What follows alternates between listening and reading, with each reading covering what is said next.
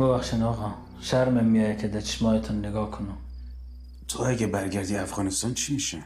نه آقا، تو را خدا این کارو نکنین. من نمیتونم پس برم. نه گفتم میخوام برات گردونم. گفتم اگه بری افغانستان چی میشه؟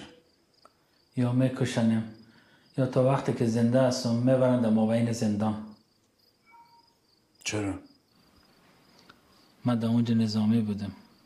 طالبان نظامی های دولت قبل مجرم میدانن و میکشن و یا شکنجه میدن و زندان میکنن.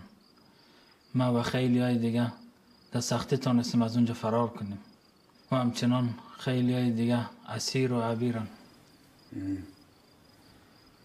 پس نمیتونی برگردی؟ از من نخواهین که پس برم. حاضرم تا وقتی که زنده هستم غلامیت نکنم.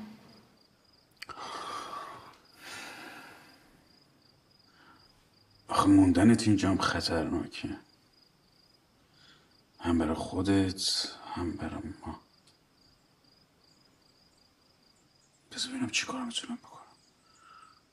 شاید بفرستم ترکیه. هر چی شما بگین، خدا حفظتان کنه، ولی به خدا دیگه در کسی گپی نمیزنم.